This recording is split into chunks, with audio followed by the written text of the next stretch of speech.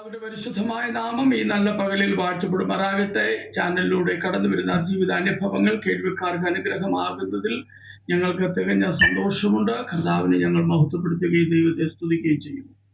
ഇന്ന് പകലിൽ തന്റെ ജീവിതാനുഭവങ്ങൾ മാന്യ പ്രേക്ഷകരുമായി ഷെയർ ചെയ്യുവാൻ കടന്നു വന്നിരിക്കുന്നത് കർത്താവിന്റെ വിലപ്പെട്ട ദാസൻ പാസ്റ്റർ കുട്ടപ്പനാണ്. വളരെ സ്നേഹത്തോടെ ഈ ചാനലിലേക്ക് ഞങ്ങൾ ഹാർദമായി സ്വാഗതം ചെയ്യുന്നു. Praise lord pastor. Praise lord. Okay pastor, ജീവിതാനുഭവങ്ങളിലേക്ക് കടന്നു പോകുന്നതിന് ഒരു ഭാഗം ദൈവത്തിന് സ്തോത്രം ചെയ്യാൻ. സ്വർഗ്ഗപിതാവേ, അങ്ങയുടെ നാമം വാഴ്ത്തപ്പെടട്ടെ. കർത്താവിന്റെ വിലപ്പെട്ട ദാസനെ ഞങ്ങൾക്ക് ലഭ്യമായത് ഓർത്ത് സ്തോത്രം. പ്രിയപ്പെട്ടവരുടെ ഞങ്ങൾ ശ്രദ്ധിക്കുവാൻ പോകുന്ന ജീവിതാനുഭവങ്ങൾ, ദൈവത്തിന്റെ വചനങ്ങൾ കർത്താവെ കേൾവിക്കാർക്ക് അത് അനുഗ്രഹമാക്കി ദൈവം തീർക്കണം. കർത്താവിന്റെ ദാസനെ ദൈവം അനുഗ്രഹിക്കണം. ഈ സാക്ഷ്യം അനേകരെ അതേ ക്രിസ്തുവിലേക്ക് ആകർഷിക്കുവാൻ കാരണമായി തീരണം. യേശുവിന്റെ നാമത്തിൽ തന്നെ ആമേൻ. ഓക്കെ പാസ്റ്റർ, തുടർന്നുള്ള സമയങ്ങൾ കർത്താവിന്റെ ദാസന്റേതാണ്. ജീവിതാനുഭവങ്ങൾ നമുക്ക് ദൈവനാമ മഹത്വത്തിന് വേണ്ടി ഷെയർ ചെയ്യാം. കർത്താവിന്റെ നാമം വാഴ്ത്തപ്പെടുന്നതാകട്ടെ. വളരെ അനുഗ്രഹിക്കപ്പെട്ടതായ ഈ നല്ല സന്ദർഭത്തിനായി ഞാൻ എൻ്റെ ദൈവത്തിന് സ്തോത്രം ചെയ്യുന്നു. അനുഗ്രഹീതനായ യോയിസ് ടിവിയുടെ പ്രവർത്തിക്കുന്ന കർത്താവിന്റെ വലിയ ദാസൻ, കർത്താവിന്റെ ദാസിയെ ഞാൻ കണ്ടിട്ടില്ലെങ്കിലും ടി വിയിൽ കൂടെ ഞാൻ കണ്ടിട്ടുണ്ട്, ഓൺലൈനിലൊക്കെ കണ്ടിട്ടുള്ളത് കൊണ്ട് കർത്താവിന്റെ ദാസി ഒരു അക്ഷരം കർത്താവിന്റെ മഹത്വമുള്ള വേല പ്രവർത്തിക്കുകയും വർത്തിക്കുകയും ചെയ്യുന്ന ഓർത്ത് ഞാൻ ദൈവത്തിന് സ്തോത്രം ചെയ്യുന്നു. അനുഗ്രഹീതമായൊരു സംരംഭം ഏറ്റെടുത്ത് കർത്താവിന്റെ നാമത്തിന്റെ മഹത്വത്തിനും അതിന്റെ പുകഴ്ചയ്ക്കും വേണ്ടി പ്രവർത്തിക്കുവാനും പ്രയോജനപ്പെടുവാനും കർത്താവിന്റെ ദാസിനെ ഉപയോഗിക്കുന്നത് ഓർത്ത് ഞാൻ ദൈവത്തിന് സ്തോത്രം ചെയ്യുന്നു. അപ്പോൾ തന്നെ ഇങ്ങനെ ഒരു അവസരം എനിക്ക് ഒരുക്കി തന്ന ഈ യോയിസ് ടിവികളും കർത്താവിന്റെ ദാസനും കുടുംബത്തോടുമുള്ള നന്ദി സ്നേഹവും ഞാൻ ഒരിക്കൽ കൂടി അറിയിക്കുന്നത്. ദൈവം കർത്താവിന്റെ ദാസിനെ കുടുംബത്തെ അനുഗ്രഹിക്കട്ടെ. അപ്പോൾ തന്നെ എൻ്റെ വാക്കുകൾ കേൾക്കുന്ന, എൻ്റെ സാക്ഷ്യം കേൾക്കുന്ന പ്രേക്ഷകരായിട്ടുള്ള പ്രിയപ്പെട്ടവർ, അവരെ ഓർത്ത് ഞാൻ നിങ്ങളെല്ലാവരെയും ഓർത്ത് ഞാൻ ദൈവത്തിന് സ്തോത്രം ചെയ്യുന്നു. അനുഗ്രഹീതമായ ഒരു അനുഭവത്തിലേക്ക് ദൈവം എന്നെ നടത്തുവാനിടയായി തീർന്ന അതായ ഈ മനോഹരമായ സാക്ഷ്യം നിങ്ങളെ പ്രസ്താവിക്കപ്പെടുമ്പോൾ നിങ്ങൾക്കും ഒരു വലിയ ആത്മീയ വർധന ഉണ്ടാകാൻ മാത്രമേ കർത്താവിലേക്ക് നിങ്ങളും മടങ്ങി വരുവാൻ ഞാൻ ഹൃദയം കൊണ്ട് ആഗ്രഹിക്കുന്നു. നിങ്ങളെ ദൈവം അതിനായി ഒരുക്കട്ടെ, സഹായിക്കട്ടെ എന്ന് ഞാനും ആത്മാർത്ഥമായി പ്രാർത്ഥിക്കുന്നു. ദൈവത്തിന് സ്തോത്രം ചെയ്യുന്നു. ഈ ലോകത്തിൻ്റെതായ ജീവിതത്തിന്റെ വഴികളിൽ കൂടെ കഴിഞ്ഞ ഏറിയ വർഷങ്ങൾ ജീവിപ്പാൻ കർത്താവ് എനിക്ക് ഭാഗ്യം നൽകിയപ്പോൾ കർത്താവിന് സ്തോത്രം, കർത്താവിനെ കണ്ടുമുട്ടുവാൻ, യേശുവിന്റെ ജീവിതം അമ്മയെ ഒഴിഞ്ഞു വയ്ക്കുവാൻ എനിക്ക് അവസരമുണ്ടായ സാഹചര്യങ്ങളെ കുറിച്ചാണ് ഞാൻ നിങ്ങളെ ഓർപ്പിക്കുവാൻ ആഗ്രഹിക്കുന്നത്. കർത്താവിന് സ്തോത്രം. നമുക്കറിയാം, ലോകമെന്ന് പറയുന്നത് ജീവിതത്തിൽ പ്രശ്നങ്ങളും പ്രയാസങ്ങളും നിരാശകളും ദുഃഖങ്ങളും വേദനകളും കൊണ്ട് നിറയപ്പെട്ട ലോകത്താണ് മാനവജാതിയുടെ ജീവിതം എന്ന് നമുക്കറിയാം. ഞാൻ പറയാതെ തന്നെ നമ്മളെല്ലാവരും ഒരു തരത്തിലും മറ്റൊരു തരത്തിലൊക്കെ അനുഭവിക്കുന്നവരാണ്. എന്നാൽ ദൈവത്തിന് സ്തോത്രം, ദൈവം നമ്മളെ കുറിച്ച് ആഗ്രഹിക്കുന്ന ചില ആവശ്യങ്ങളും ദൈവം നമ്മളെ കുറിച്ച് ആഗ്രഹിക്കുന്ന ചില ആഗ്രഹങ്ങളും അതെ കണ്ടു മനസ്സിലാക്കി അതറിഞ്ഞ് ദൈവത്തിനായി പ്രയോജനപ്പെടുക എന്നുള്ളത് ഓരോ മനുഷ്യന്റെ സ്വയമായ ഉത്തരവാദിത്ത ബോധത്തിലുള്ള അതായ ഒരു സത്യം തന്നെയാണ്. അത് കണ്ടെത്തുക എന്നുള്ളതും അത് നമ്മൾ അനുഭവിക്കുക എന്നുള്ളതും മാത്രമല്ല, അങ്ങനെ ഒരു അവസ്ഥയിലേക്ക് എത്തിച്ചേരുക എന്ന് പറയുന്നത് നമ്മുടെ വ്യക്തിപരമായ ജീവിതത്തിലും സമൂഹപരമായ ജീവിതത്തിലും കുടുംബപരമായ ജീവിതത്തിലും ഭാഗ്യം തന്നെയാണ് എന്നാണ് എൻ്റെ ജീവിത അനുഭവം കൊണ്ട് ഞാൻ മനസ്സിലാക്കുവാൻ ഇടയായി തീരുന്നത്. കർത്താവിന് സ്തോത്രം. അതുകൊണ്ട് ഇന്ന് പകൽക്കാലം അപ്രകാരമുള്ളതായ നിലയിലേക്ക് ദൈവം എന്നെ നയിക്കുവാൻ ഇടയായി തീർന്നതായ സാഹചര്യം എന്ന് പറയുന്നത് ഒരു വലിയ ഒരുപാട് അത്ഭുതങ്ങളും അടയാളങ്ങളൊന്നും എനിക്ക് പറയാനില്ലെങ്കിൽ എന്റെ ജീവിതത്തിൽ എന്റെ കർത്താവ് എനിക്ക് ചെയ്തെടുത്തതായ വൻ കാര്യങ്ങളെ ഓർക്കുമ്പോൾ എത്ര പറഞ്ഞാലും മതി വരാതെ വണ്ണം ദൈവം എന്നെ നടത്തി, എന്നെ സ്നേഹിച്ചു എന്നുള്ളതാണ് എനിക്ക് നിങ്ങളോട് ആദ്യമായി പങ്കുവയ്ക്കുവാനുള്ളത്. എന്നെ കേൾക്കുന്ന എല്ലാ പ്രേക്ഷകർക്കും ഒരിക്കൽ കൂടി ക്രിസ്തുയേശുവിന്റെ നാമത്തിലുള്ള നന്ദി ഞാൻ അറിയിക്കുന്നു. ദൈവം നമ്മളെ എല്ലാവരെയും ഒരുപോലെ അനുഗ്രഹിക്കട്ടെ. കർത്താവ് ഇന്ന് പകൽക്കാലം തരുന്ന ഈ സാക്ഷ്യം എല്ലാവർക്കും പ്രയോജനപ്രദമായി തീരട്ടെ എന്ന് ഒരിക്കൽ കൂടി ആഗ്രഹിക്കുകയും പ്രാർത്ഥിക്കുകയും ചെയ്യുന്നു. ദൈവകരങ്ങളെ ആശ്രയിച്ച് ഞാൻ നിങ്ങളെ എൻ്റെ സാക്ഷ്യത്തിലേക്ക് ക്ഷണിക്കുന്നു. ദൈവം നമ്മളെ സഹായിക്കണം.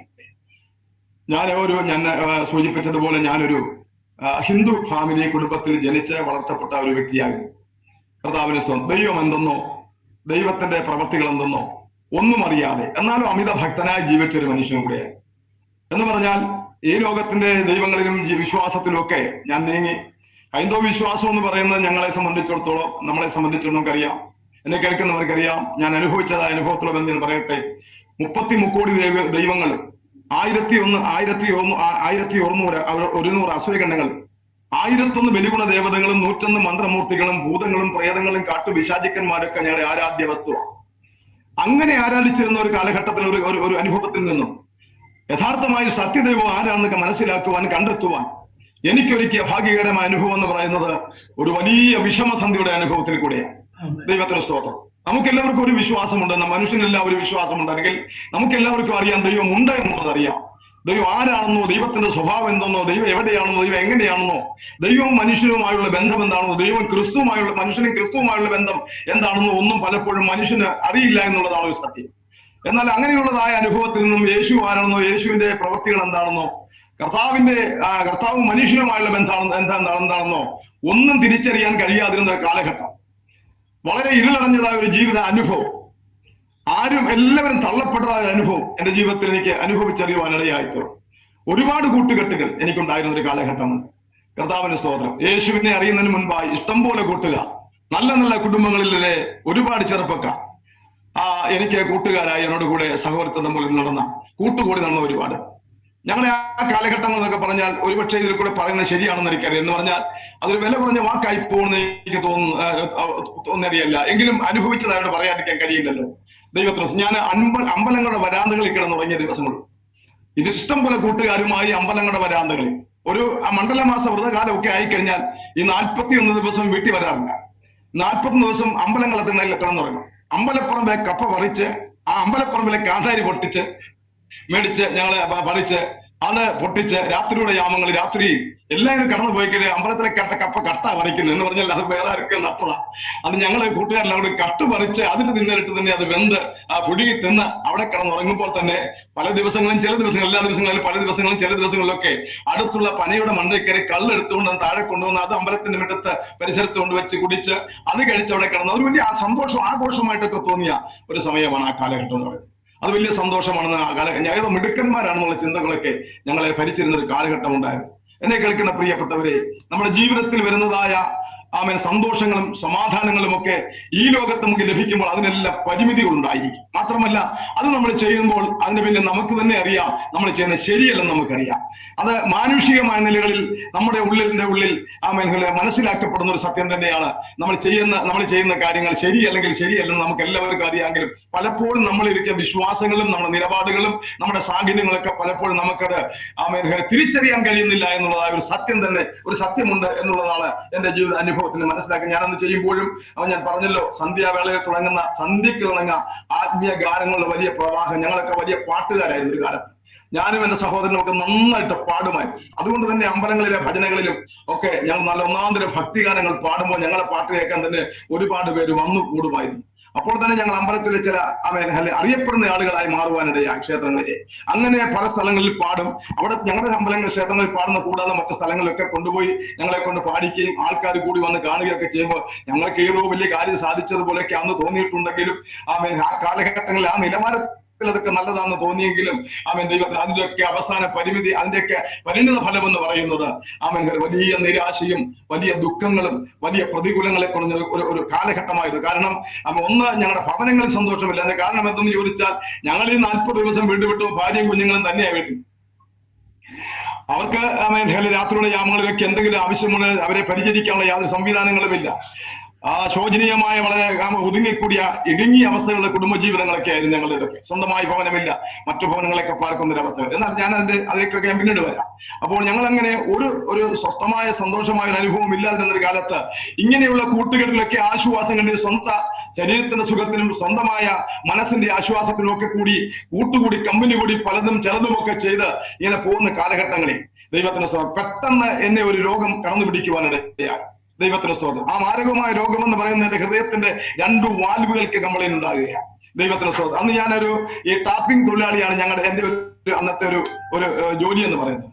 ആ ജോലിക്കൊക്കെ ഞാനിങ്ങനെ പോകും. രാത്രിയിലൊക്കെ ജോലിക്ക് പോകും, പകലൊക്കെ ജോലിക്ക് പോകും. ജോലിയൊക്കെ കഠിനാധ്വാനം ചെയ്തൊക്കെ നടക്കണമെങ്കിലും ഒന്നുകൊണ്ടും യാതൊരു പ്രയോജനമില്ലാതെ പോകുന്നൊരു കാലഘട്ടം എന്ന് പറഞ്ഞാൽ കിട്ടുന്നതൊക്കെ മദ്യത്തിനും മറ്റു കാര്യങ്ങൾക്കൊക്കെ ചെലവഴിക്കുക, കൂട്ടുകൂടുക, കമ്പനി കൂടുക, അതിനൊക്കെ ആശ്വാസം കണ്ടെത്തുക, അങ്ങനെ പോരുന്ന ഒരു കാലഘട്ടം ഉണ്ടായിരുന്നു. ഞാൻ പറഞ്ഞത് ദൈവം എന്തെന്നോ സന്തോഷം എന്തെന്നോ സമാധാനം എന്തെന്നോ തിരിച്ചറിയാതെ എന്താണെന്ന് അറിയാൻ കഴിയാതെ ഭാരപ്പെട്ടൊക്കെ അതിലൊക്കെ മാത്രം ആശ്വാസം കണ്ടെത്തി നടന്ന ഒരു കാലഘട്ടം.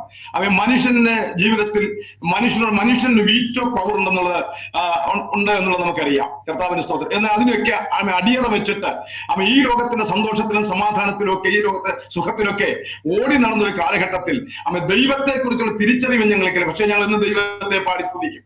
ഞങ്ങൾ വിശ്വസിക്കുന്ന ദൈവത്തെ പാടി സ്തുതിക്കുകയും ആ ദൈവത്തിന്റെ മഹത്വത്തെ കുറിച്ചൊക്കെ വർണ്ണിച്ചു പാടുകയും പൂഴ്ത്തൊക്കെ ചെയ്യുമ്പോഴും വീട്ടിൽ നിന്നും അസമാധാനവും അസ്വസ്ഥതകളും കൊടുമ്പിരി കൊള്ളുന്ന ഒരു കാലഘട്ടമായിരുന്നു ആ ഒരു കാലഘട്ടം. എന്നാൽ ദൈവം കർത്താവ് ഞങ്ങളെ കാണുവാനിടയായി, യേശുവിന്റെ സാന്നിധ്യം ഞങ്ങളെ തേടിയെത്തുവാനിടയായി.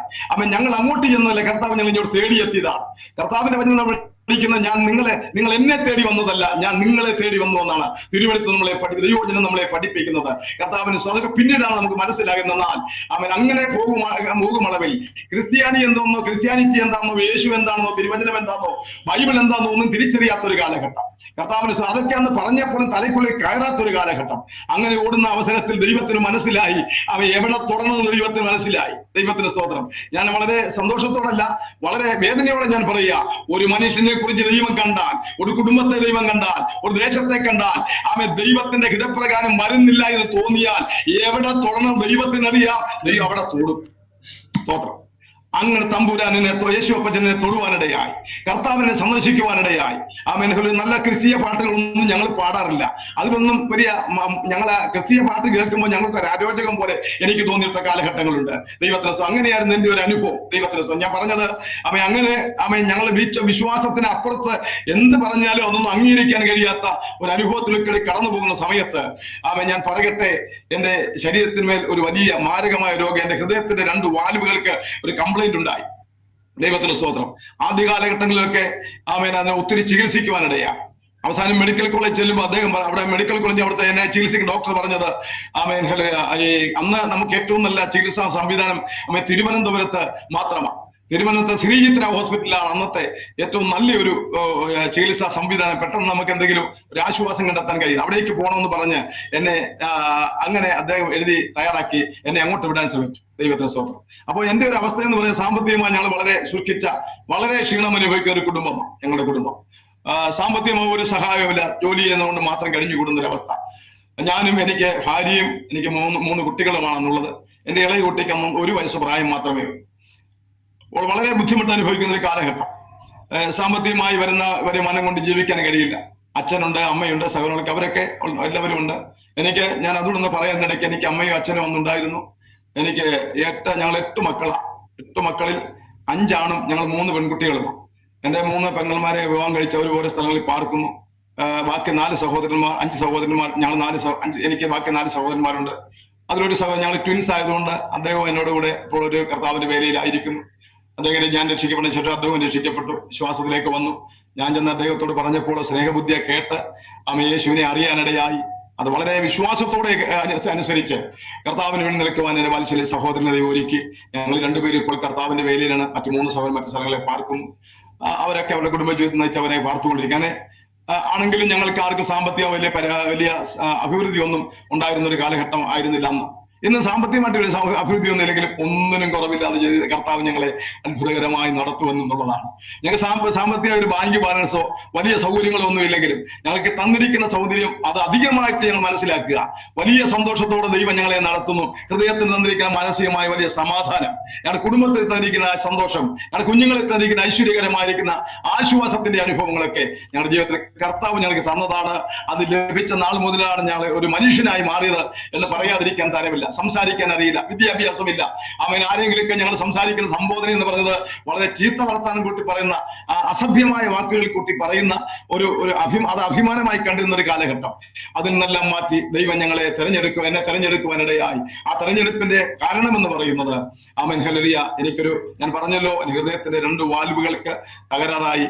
ആ അസുഖം എന്താണെന്ന് ആദ്യം അറിയുന്നില്ല. കുറെ കാലം പല സ്ഥലങ്ങളിൽ ചികിത്സിച്ചു.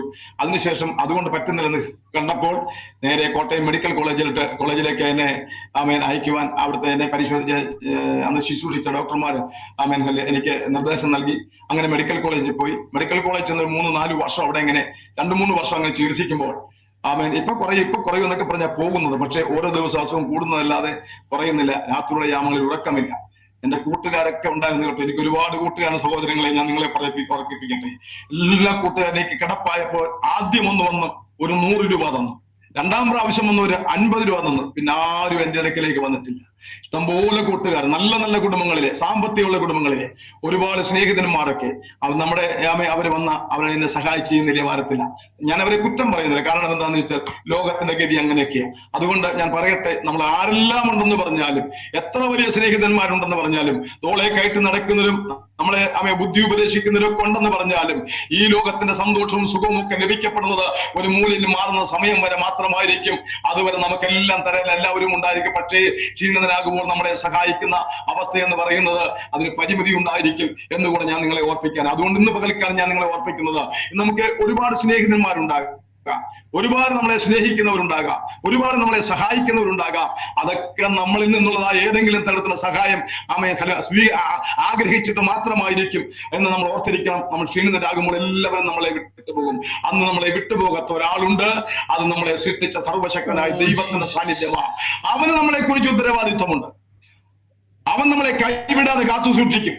നമ്മൾ മരുഭൂമിയിലായാലും വനാന്തരത്തിലായാലും സമുദ്രത്തിലായാലും നമ്മളെ താങ്ങുന്ന ഒരു കരം നമ്മോട് കൂടെയുണ്ട്. എല്ലാ മനുഷ്യരോടും കൂടെയുണ്ട്. ആ കരം ദൈവത്തിന്റെ കരമാ. ആ കരം നമ്മോട് കൂടി ഉണ്ടെങ്കിൽ ഒരു സ്ഥാനത്തും പരാജയപ്പെട്ടു പോകില്ല. ആ ദൈവത്തിന്റെ സാന്നിധ്യം മനസ്സിലാക്കുവാൻ, അനുഭവിച്ചറിയുവാൻ ഓരോ മനുഷ്യനും ഉത്തരവാദിത്വമുണ്ട്. അതിനായി ഓരോരുത്തരും എന്റെ സാക്ഷ്യം കേട്ട് നിങ്ങൾ ഒരുങ്ങണമേ എന്നാണ് നിങ്ങളോട് എനിക്ക് ഓർപ്പിക്കാനുള്ളത്. ഞാൻ പറയട്ടെ ദൈവത്തിന് സ്തോത്രം. അങ്ങനെ ഞാൻ മെഡിക്കൽ കോളേജിൽ പോയി. എന്നോട് കൂടെ അന്ന് പോകുമ്പോൾ എന്റെ പരിചയക്കാരായി ആ ചികിത്സാ സംവിധാനത്തിൽ ഞാൻ കടന്നു പോകുമ്പോൾ എന്റെ സ്നേഹിതരായി അവിടെ നിന്നും പരിചയപ്പെട്ട ഒരു 4-5 പേരോട് കൂടെ ഉണ്ട്. അവരും എന്നെ പോലെ തന്നെ രോഗികളായി ഇവിടെ വന്നവർ. കർത്താവിന് സ്തോത്രം. അവരും എന്നോട് കൂടെ രോഗികളെ അവിടെ ചികിത്സയ്ക്ക് വേണ്ടി അവിടെ വന്നു. അവരെ ഞാൻ അവിടെ വെച്ച് പരിചയപ്പെടുവാനിടയായി. അവരൊക്കെ വരുന്നു, ഞങ്ങൾ പലപ്പോഴും ചെല്ലുന്നു, ഒന്നിച്ചു കൂടുന്നു, കാണുന്നു, പരിചയപ്പെടുന്നു, പരസ്പരം കാണുന്നു, സന്തോഷം സമാധാനവും ഒക്കെ ഞങ്ങൾ പരസ്പരം വാക്കുകൊണ്ട് പറയുന്നു, പിരിഞ്ഞു പോകുന്നു. ഞാൻ പറയട്ടെ, കർത്താവിന് സ്തോത്രം. എന്നാൽ അതെല്ലാം കഴിഞ്ഞ് മുൻപോട്ട് ഞാനിങ്ങനെ നാളുകൾ തള്ളി നീക്കി. എനിക്ക് രോഗം മൂർധന്യ അവസ്ഥയിലെത്തി.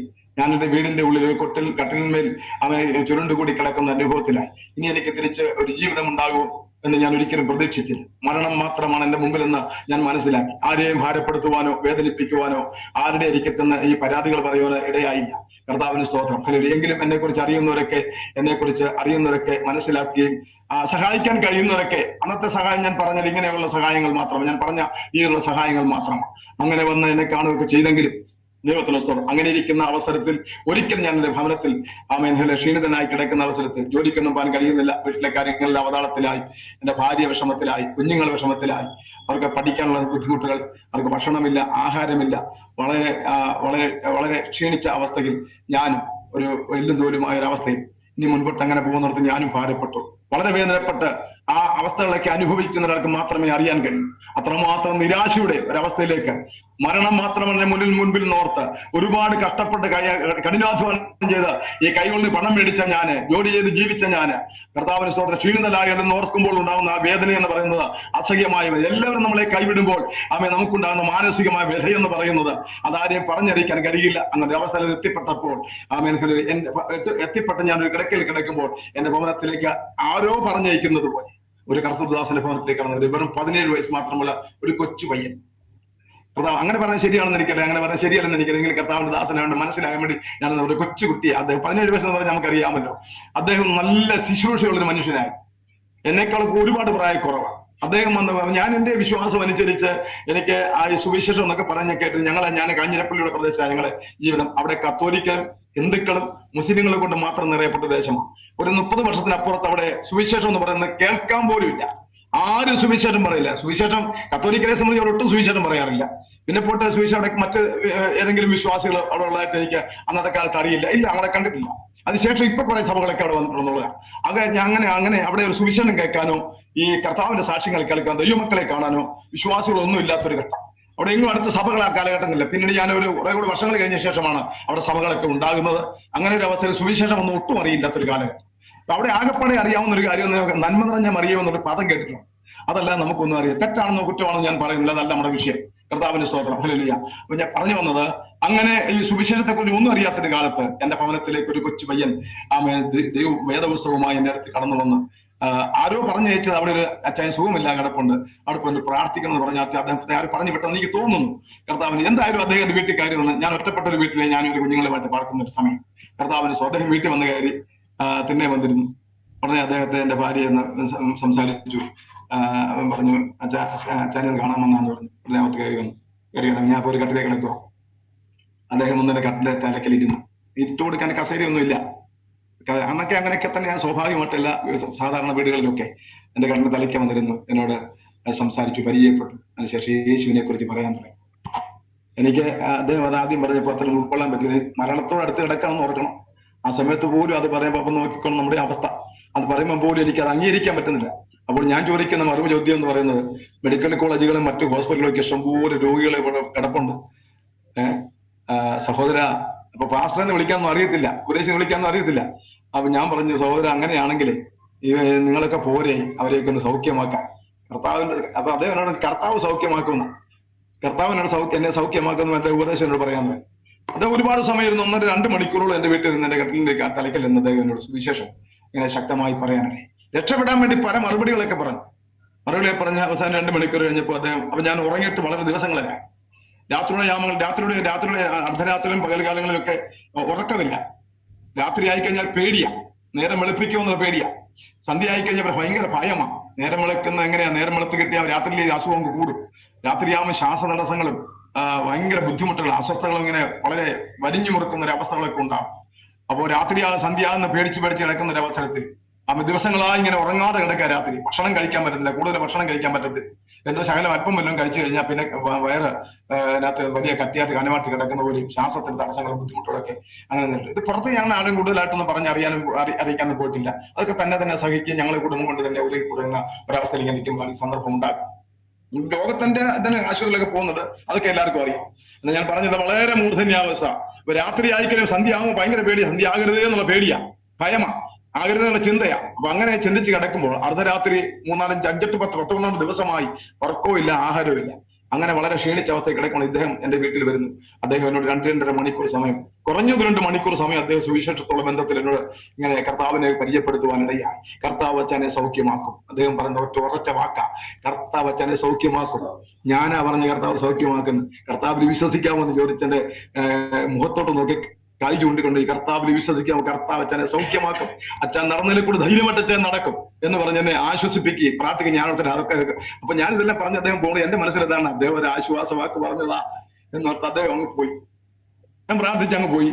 ഞാൻ പറയട്ടെ, കർത്താവിന്റെ ദാസന്മാർ പ്രിയരെ, അവൻ അന്ന് രാത്രി ഞാൻ സുഖമായി ഉറങ്ങി. ആ എനിക്ക് സന്ധ്യാവേളയിൽ എനിക്ക് ഒരു അസുഖം ഉണ്ടാകാതെ സുഖമായി ഉറങ്ങി. രാത്രി നല്ല സുഖത്തോടെ ഞാൻ വിശ്രമിച്ചു. എങ്കിലും കർത്താവിനെ സൗഖ്യമാക്കിയതാണെന്നുള്ള ചിന്തയൊന്നും എനിക്കില്ല. പിറ്റേന്ന് രാവിലെ നേരം വെളുത്തു. രാവിലെ ഞാൻ എന്നിട്ട് അതുവരെ ഞാൻ ഭക്ഷണമൊന്നും കഴിച്ചു. രാവിലെ എന്നിട്ട് ഞാൻ ഭാര്യയോട് പറഞ്ഞു, മോനെ എനിക്ക് കഞ്ഞി വേണം, കഞ്ഞി തരാൻ പറഞ്ഞു. അവിടെ രാവിലെ തന്നെ കഞ്ഞി റെഡിയാക്കി എനിക്ക് കൊടുത്തു. അന്ന് ഞാൻ ഒരു നല്ലതുപോലെ ആഹാരം കഴിച്ചു. ആ കഞ്ഞി ഞാൻ ചെറിയ എന്തൊക്കെ ഉള്ളൂ, അച്ചാറോ അതിലൊക്കെ കൂട്ടി ഞാൻ ആ കഞ്ഞി കുടിച്ചു. സുഖമായിട്ട് ആഹാരം കഴിച്ചു. ഒരു 10 മണിയാകുമ്പോൾ പറഞ്ഞു എനിക്കൊന്ന് കുളിക്കണം. അങ്ങനൊന്നും പറയുന്നതല്ല. 10 മണിയായപ്പം എൻ്റെ പ്രിയപ്പെട്ടുള്ള വെള്ളം ചൂടാക്കി ഞാൻ കുളിച്ചു, വൃത്തിയായി, എഴുന്നേറ്റു. തിണ്ണെ വരെ വന്നു. തിണ്ണെ വന്ന് അവിടെ കുറച്ച് നേരമൊക്കെ ഇരുന്നു. സന്ധ്യയായപ്പോൾ ഞാൻ മുറ്റത്തിറങ്ങി. മുറ്റത്ത് വിളിച്ചിട്ട് നേരം അങ്ങോട്ടൊക്കെ നടന്നു. പിന്നെ ഞാൻ പോയി എൻ്റെ ബെഡിലേക്ക് കട്ടിലേക്ക് പോയി കിടന്നു. അന്ന് രാത്രി. അപ്പോൾ ഇദ്ദേഹം എന്നോട് സുവിശേഷം പറഞ്ഞു പോയപ്പോൾ ഉണ്ടായ ഒരു സംഭവം, ആ സംഭവം എന്നെ വളരെയധികം ഇന്നും ആകർഷിക്കപ്പെടും. അദ്ദേഹം പറഞ്ഞ ഒരു വാക്ക് പോലും തെറ്റാതെ ഓരോ വാക്കുകളും എന്റെ ഹൃദയത്തിൽ ഇങ്ങനെ പാഞ്ഞു പോയിക്കൊണ്ടിരിക്കും ഓരോ നിമിഷങ്ങളിൽ. ആ രാത്രി അന്ന് പകൽ അദ്ദേഹം ഒരു 5 മണി 6 മണിയായപ്പോൾ പറഞ്ഞ പോയ വാക്കുകളും പദങ്ങളും ഒക്കെ എന്റെ മനസ്സിൽ കൂടെ തന്നെ ഇങ്ങനെ ആവർത്തിക്കുക. എന്ന് ഞാൻ എന്റെ ജീവിതത്തിൽ എന്ന് ഓർക്കുന്നൊരു സത്യമാണ്. അത് വീണ്ടും വീണ്ടും വീണ്ടും എന്റെ മനസ്സിൽ കൂടി ഇങ്ങനെ കിടന്ന് അടിയടിച്ച ഒരു വാക്ക് പോലും പദം പോലും തെറ്റിപ്പോകാതെ എന്നോട് ഇങ്ങനെ പറഞ്ഞുകൊണ്ടിരിക്കുക. ദൈവത്തിന്റെ പരിശുദ്ധാത്മാവ് അവന്റെ വചനത്തിൽ കൂടെ എന്നോട് ഇങ്ങനെ ഇടപെട്ടുകൊണ്ടിരിക്കുക. അന്ന് രാത്രി ഞാൻ കിടന്നുറങ്ങി വിശ്വാസം സുഖമായി. ഞാൻ രാവിലെ എഴുന്നേറ്റ് ഇത്രയും കാര്യങ്ങൾ ചെയ്തു. സന്ധ്യയായി ഒരു ഉച്ച കഴിഞ്ഞപ്പോൾ ഞാൻ പറഞ്ഞു, നമുക്ക് ആ ദൈവദാസനെ ഒന്നുകൂടെ വിളിക്കണം കേട്ടോ. ഞാനൊരു ഭാര്യയോട് നമുക്ക് ആ ദൈവദാസനെ, ആ സഹോദരനെ ഒന്നുകൂടെ വിളിക്കാം, അദ്ദേഹത്തെ ഒന്ന് വിളിക്കാം. ഇന്നലെ അദ്ദേഹം പ്രാർത്ഥിച്ചു പോലെ സുഖമുണ്ടല്ലോ, നമുക്കൊന്ന് വിളിക്കാം പറഞ്ഞ അതിന്റെ തൊട്ട് അവിടെ 2-3 വീടിന് അപ്പുറത്തൊരു വീട്ടിലേക്ക് അദ്ദേഹം മിക്കവാറും വരുന്ന ഒരാളാണ്. അവിടെ വരുന്നുണ്ട്. അവിടെ ചെന്ന് പറഞ്ഞു അദ്ദേഹത്തിന്റെ വീട്ടിൽ 21 ദിവസം ഉപവാസം ഇരിക്കാന്ന്. ഈ ഇവിടുന്ന് പോയ അന്ന് ഒരു 21 ദിവസം അദ്ദേഹം എനിക്ക് വേണ്ടിയൊന്നും അല്ല, അദ്ദേഹം 21 ദിവസം ഉപവാസം ക്രമീകരിച്ചിരിക്കുക.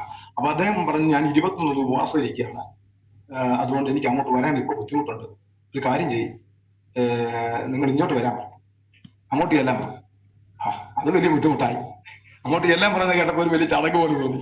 കാരണം അന്നത്തെ അവസ്ഥ അതാണല്ലോ, ആരെങ്കിലും കാണുമല്ലോ, ആരും കണ്ട നാണക്കേടല്ലേ എന്നൊക്കെ ഓർത്ത് ഇങ്ങനെ. ബന്ധുക്കോസുകാരെന്ന് പറഞ്ഞാൽ പൊതുവേ തന്നെ ആ കാലഘട്ടം വലിയ നാണക്കേടുള്ള, ഇന്ന് നമുക്ക് കുഴപ്പമൊന്നുമില്ല.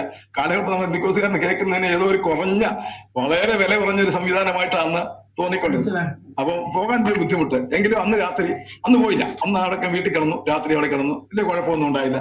അന്ന് രാത്രി വിശ്രമിച്ചു. വ്യത്യാസം നേരെ എന്റെ ഭാര്യ സമ്മതിക്കത്തില്ല, അവിടെ നമുക്ക് ഇന്ന് പോകണം എന്ത് വന്നാലും. അപ്പം എന്റെ ഭാര്യ അത് നിർബന്ധിച്ച് നമുക്ക് ഇന്ന് വന്ന് എന്ത് വന്നാലും പോകണം. അപ്പൊ എനിക്ക് ഈ എന്റെ ഇങ്ങനെ ഈ അദ്ദേഹം സംസാരിച്ച വചനങ്ങൾ മനസ്സിൽ കൂടി ഇങ്ങനെ ഓർന്നോർത്തോളം കാര്യം എനിക്കൊരു അത് മുഖാന്തരം എന്തോ ഒരു ഒരു വികല്പം പോലെ. അപ്പൊ അന്ന് എന്നോട് പറഞ്ഞു നമുക്ക് ഇന്ന് എന്തായാലും പോകണം. ഒരു കാര്യം ചെയ്യാം, നമുക്ക് പകല് പോകണം, വൈകിട്ട് വന്നു സന്ധ്യയാകുമ്പോ അത് കാണുകയല്ലോ. എന്റെ കർത്താവിന്റെ ദാസന്മാരെ, ദൈവമക്കളെ, ഞാൻ എന്റെ പ്രിയരെ ഞാൻ നിങ്ങളോട് ഓർപ്പിക്കട്ടെ. അന്ന് രാത്രി സന്ധ്യയായപ്പോ ഞങ്ങള് രണ്ടുപേരും കൂടെ കുഞ്ഞുങ്ങളെ എടുത്ത് ഞങ്ങൾ അവിടെ ആ വീട്ടിൽ ചെല്ലുമ്പോൾ അവിടെ രാത്രി യോഗം നടന്നുകൊണ്ടിരിക്കുക. യോഗം പ്രാർത്ഥിച്ച് ആരംഭിച്ചു കഴിഞ്ഞ് ഞങ്ങൾ ചെന്ന് ഞങ്ങൾ കയറുമ്പോൾ ഭയങ്കര ആരാധന വെളിപ്പെട്ടുള്ളത്. 21 ദിവസം വാസപ്രാർത്ഥന പ്രാരംഭകാല സമയം. അപ്പൊ ഞാൻ അന്ന് വരെ കേട്ടിട്ടില്ലാത്തൊരു ആരാധനയുടെ രീതികളും ശൈലികളും ഒക്കെ. ജനവലിൽ നിന്ന് അന്യഭാഷ പറയുന്നു. അന്യഭാഷയൊന്നും നമുക്കറിയില്ല. അന്യഭാഷ പറയുന്നു. അവരിങ്ങനെ തട്ടകസ്റ്റ് ആരാധിച്ച് അവരിങ്ങനെ ശക്തിപ്പെടുന്നു കണ്ടപ്പോൾ വലിയ അത്ഭുതം തോന്നി.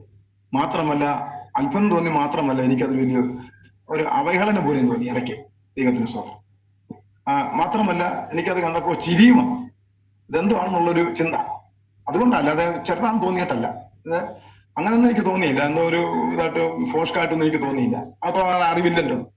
അപ്പൊ ഞാനിത് കണ്ടപ്പോ എനിക്ക് വലിയ സന്തോഷവും തോന്നി. അപ്പൊ തന്നെ ഒരു ചിരിയൊക്കെ വന്നു. അതൊക്കെ അടക്കി ഞാൻ അന്ന് അവിടെ ഇരുന്നു.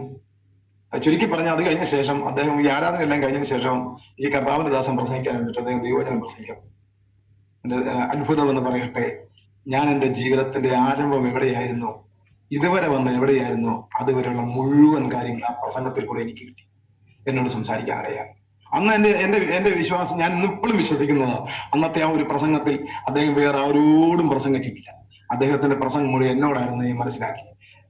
എനിക്ക് വളരെ സന്തോഷവും അതുപോലെ തന്നെ എന്നെ ഒന്ന് മനസ്സിലാക്കാനൊക്കെ എനിക്കിടയായി. എങ്കിലും എന്റെ വിശ്വാസം എനിക്ക് അംഗീകരിക്കാൻ കഴിയാത്തത് കൊണ്ട് അന്നേരം ഞാനിന് മറുപടി ഒന്നും പറയാൻ ഞങ്ങൾ ഇറങ്ങി. യോഗം കഴിഞ്ഞ് വീട്ടിൽ വന്നു കഴിഞ്ഞപ്പോൾ എനിക്ക് ഒട്ടും ഉറക്കമില്ലാത്ത തന്നെ അന്ന് പ്രസംഗിച്ച പ്രസംഗം മുഴുവൻ മനസ്സിലോട്ട് വരിക. തിരിഞ്ഞു മറിഞ്ഞ് വചനം എന്റെ ഉള്ളിലേക്ക് ഇങ്ങനെ വരിക. എന്നോട് സംസാരിക്കുക ദൈവാത്മാവ് സംസാരിച്ച് എന്നെ വളരെ ശക്തമായി ദൈവം ഉപയോഗിക്കുന്നുണ്ടെന്ന് എനിക്ക് മനസ്സിലായി. എന്റെ ശരീരത്തൊക്കെ എന്റെ പെരുത്ത് കയറുന്നതൊക്കെയുള്ള അവസ്ഥകൾ, വചനത്തിൽ ഓരോ വാക്കുകൾ ഉള്ളിലേക്ക് വീഴുമ്പോൾ എന്റെ ശരീരത്തിനൊക്കെ സ്പർശിക്കുന്ന ഒരവസ്ഥ, അങ്ങനെ ഒരു സ്പന്ദനത്തിന്റെ അവസ്ഥ എനിക്കുണ്ടായി. അങ്ങനെ ആ രാത്രിയിലും ഞാൻ അന്ന് വിശ്രമിച്ച് രാത്രിയായപ്പോ പിറ്റേ ദിവസം രാവിലെ. അപ്പൊ അത് കഴിഞ്ഞപ്പോ ഞാൻ ഉദ്ദേശിച്ചു ഇനി പോകുന്നില്ല. കാരണം വെച്ച് എന്റെ കുറ്റമൊക്കെ അല്ലേ പറഞ്ഞു കേൾക്കാനുള്ള ബുദ്ധിമുട്ടുള്ളവർ ഇനി പോകണമെന്ന് വെച്ച് ഞാൻ ഇരിക്കുക. പിറ്റേന്ന് രാവിലെ നേരം വെളുത്താന്ന് ഉറങ്ങി നേരം വെളുത്തില്ല. അപ്പൊ എനിക്ക് അതിന്റെ ശാന്തമായ നല്ലൊരു അവസ്ഥയൊക്കെ ആയി. ശരിയായ ശാരീരിക ക്ഷീണങ്ങളൊക്കെ ഉണ്ടെങ്കിലും അത് ഈ കഴിഞ്ഞ കാലങ്ങളിൽ വന്ന രോഗത്തിന്റെ അവസ്ഥകളുകൊണ്ട് ക്ഷീണമാണ് ഞാനിപ്പോ മനസ്സിലാക്കുന്നത്. അപ്പൊ അന്ന് എനിക്ക് എന്റെ അസുഖമെല്ലാം എനിക്ക് ക്ഷീണമൊക്കെ കുറഞ്ഞു. പിറ്റേന്ന് രാവിലെ ഞാൻ പിന്നെ ഭക്ഷണമൊക്കെ നല്ലതുപോലെ ഒന്ന് കുടിച്ചു. രാവിലെ എഴുന്നേറ്റ് കുളിച്ചു, കാര്യങ്ങൾ റെഡിയായി. അന്ന് രാവിലെ എന്നോട് പറഞ്ഞു ഇന്ന് നമുക്ക് വൈകിട്ട് പോകണ്ടേ. ഞാൻ പറഞ്ഞു നമുക്ക് ഇന്ന് പോകണം. അന്ന് ഞാൻ എന്നോട് ചോദിച്ചു നമുക്ക് ഇന്ന് വൈകിട്ട് പോകണ്ടേ.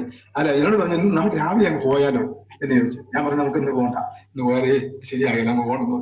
അപ്പൊ പോകണ്ടെന്ന് പറഞ്ഞാൽ കാരണം വെച്ചാൽ ഇന്നലെ പറഞ്ഞതുപോലെ എന്റെ ആണെന്ന് അവരറിയണ്ടല്ലോ എന്നാണ് എന്റെ ചിന്ത. നോക്കിക്കോളെ, ചിന്ത പോകുന്ന നോക്കണം. കഴിഞ്ഞ രാത്രി അവർ എന്നോട് പറഞ്ഞ പ്രസംഗങ്ങളല്ലേ എനിക്കായതുകൊണ്ടാ, എന്നോടാ പറഞ്ഞെന്ന് അവരാരും ഇനി അറിഞ്ഞിട്ട്, അതുകൊണ്ടാണ് ഞാൻ ചെന്ന് നീ അറിയണ്ട. അപ്പൊ എന്നെ അങ്ങനെയൊക്കെ ചില ചിന്തകളിലേക്ക് കൊണ്ടുപോവാ. അന്ന് ഞാൻ പോകുന്നില്ല, നമുക്ക് പോകണ്ടെന്ന് പറഞ്ഞു. അപ്പൊ അന്ന് പകൽ എന്നെ പോയില്ല, അതുകൊണ്ട് പോയില്ല. അന്ന് രാത്രി ചെന്ന് ബാക്കി കൂടെ കിട്ടി. കർത്താവിന്റെ ആത്മാവെന്ന് വാക്കിടിച്ച് തന്ന് ശരിക്കും തന്നിഞ്ഞ് വിട്ടു.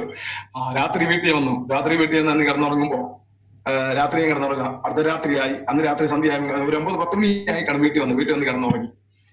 ഞാൻ ഇങ്ങനെ കിടന്നുറങ്ങി. അപ്പം ഇവര് ഈ പ്രാർത്ഥന എനിക്ക് എന്റെ മനസ്സിൽ കൂടെ ഇങ്ങനെ വരിക പ്രാർത്ഥനയായിട്ട്. ഞാൻ തന്നെ മനസ്സുകൊണ്ട് പ്രാർത്ഥിക്കുക.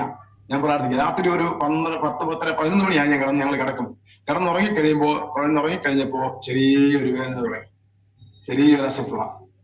സഹിക്കാൻ പാടില്ലാത്തൊന്നുമില്ല. അപ്പൊ എനിക്ക് തോന്നി ഇത് പിന്നെ ഈ അസുഖത്തിന്റെ ആരംഭമാണല്ലോ എനിക്ക് തോന്നി. അപ്പൊ എനിക്ക് വിശ്വാസമൊന്നുമില്ല. കർത്താവിന്റെ സൗഖ്യമാക്കിയെന്നുള്ള വിശ്വാസം, അറിവൊന്നും എനിക്ക് അറിവില്ലാത്തുള്ള വിശ്വാസത്തെ കുറവാണ്. അറിവില്ല എന്നുള്ള ശരി, അറിവില്ല. അപ്പൊ അന്ന് രാത്രി 11 മണിയായപ്പോ എനിക്ക് പിന്നെ ചെറിയ രീതിയിൽ വേദന തുടങ്ങി. പിന്നെ അത് ചെറിയ അസ്വസ്ഥ കൂടി വന്നപ്പോ എന്റെ മനസ്സിൽ പെട്ടെന്ന് ഈ കർത്താവിന്റെ ദാസനെ കുറിച്ച് ഓർമ്മ. ഞാൻ പറഞ്ഞു എനിക്ക് നമുക്ക് ആദിവാസൻ എന്ന് വിളിച്ചാലോ. ഒരാൾ പറഞ്ഞു വിളിക്കുമെന്ന് പറഞ്ഞു. അദ്ദേഹം രാത്രി വരികയില്ല. വാസോടിക്ക് രാത്രി വിളിച്ചാൽ വരാൻ ബുദ്ധിമുട്ടാ, വരികയില്ല. വിളിക്കണം, പ്രാർത്ഥിക്കാം, നമുക്ക് പ്രാർത്ഥിക്കാം. എന്നോട് ഒരു ഭാര്യ പറഞ്ഞു നമുക്ക് പ്രാർത്ഥിക്കാം. അപ്പൊ അവിടുന്ന് പറഞ്ഞു നിങ്ങൾ ദൈവത്തിന് തീരുമാനം എടുക്കുന്നു പറഞ്ഞാൽ വിട്ടെ. അപ്പൊ അദ്ദേഹം എന്നോട് എന്റെ കർത്താവിന്റെ ദാസിയോട് അച്ഛൻ ഒരു കാര്യം ചെയ്യും, നമുക്ക് ദൈവത്തിന് തീരുമാനം എടുക്കാം, നമുക്ക് കർത്താവിനോട് ജീവിക്കാം, ദൈവം നമ്മളെ വിടുവിക്കും. അവളെന്നോട് കരഞ്ഞുകൊണ്ട് പറയാനിടയായി. അന്ന് രാത്രി ഞാൻ എന്റെ കർത്താവിന്റെ സ്വന്തം രക്ഷിതാവും കർത്താവിനെ സ്വീകരിച്ചു. ഇനിയെങ്കിലും ആശ തരുന്നെങ്കിൽ ഞാൻ എന്റെ കർത്താവിന് വേണ്ടി ജീവിക്കും. എന്നെ കർത്താവ് സൗഖ്യമാക്കിയ എന്റെ മുഴുവൻ ആയുസ്സും കർത്താവിന് വേണ്ടി പ്രയോജനപ്പെടുത്തും. ഒരു തീരുമാനത്തോടെ ഞാൻ ദൈവത്തിനെ കടന്നു. അന്ന് രാത്രി ഞാൻ അത്ഭുതം നിങ്ങൾ പറയട്ടെ പ്രിയപ്പെട്ടവരെ, അന്ന് രാത്രി ഞാൻ അത് കഴിഞ്ഞ് കിടന്നുറങ്ങുമ്പോൾ രാത്രിയാകുമ്പോൾ ഞാൻ ഇങ്ങനെ നല്ല ഉറക്കമാണ്, നല്ല കളറോടുള്ള വലിയൊരു കാഴ്ച ഞാൻ കാണുക. കാഴ്ച മറ്റൊന്നുമല്ല, എന്റെ ഹൃദയത്തിന്റെ ഭാഗത്ത് ഒരു വലിയ വിടവുണ്ട്. ആ വിടവിന്റെ ഭാഗത്തോട് മറ്റൊരു ഹൃദയമാണ് ചേരുന്നതായിട്ട് എനിക്ക് എന്റെ കണ്ണിന് ദർശിക്കാൻ. ഞാൻ കർത്താവിന് സ്തോത്രം. ഒരു വെള്ള വസ്ത്രധാരികളായ രണ്ടുപേര് രണ്ട് സൈഡിൽ നിന്ന് എന്നെ ഇങ്ങനെ രണ്ടൊരത്തിനും പിടിച്ച്, ഇങ്ങനെ രണ്ടൊരത്തിനും ഒരു കൈ കൊണ്ട് ഇങ്ങനെ പിടിച്ചിട്ടുണ്ട്, രണ്ടുപേരും കൊണ്ട് ഇങ്ങനെ പിടിച്ച് അടുത്ത് വന്നാൽ ഒരു ഹൃദയം അവരുടെ കൈപ്പിക്കുന്ന ഞാൻ കാണുന്നത്. അതുകൊണ്ട് എന്റെ ഹൃദയത്തിന്റെ ഭാഗത്തേക്ക് ഇങ്ങനെ അടുപ്പിക്കുന്നുണ്ട് ഞാൻ കർത്താവിന് സ്തോത്രം. അത് കണ്ട് ഞാനിങ്ങനെ രാത്രി ഇങ്ങനെ വിഷമിച്ച് കണ്ട്, വിഷമമല്ല, എനിക്ക് എന്തോ ഞാൻ എവിടെയെങ്കിലും അല്ലാത്ത രീതിയിലുള്ള അവസ്ഥയിലേക്ക് ഞാൻ മാറി. ഞാനല്ലാത്ത രീതിയിലല്ല, ഞാൻ എവിടെയെങ്കിലും അല്ലാത്തൊരു രീതി, ഞാൻ മറ്റേതോ ഒരു ലോകത്തിരിക്കുന്നത് പോലെ വലിയ പ്രകാശമേറിയ ഒരു അനുഭവത്തിൽ, വെളിച്ചത്തിളങ്ങുന്ന ഒരു വലിയ പ്രകാശമേറിയ അനുഭവത്തിൽ കൂടെ എന്നെ ദൈവാത്മാവിനെ കാണിക്കുവാനിടയായി.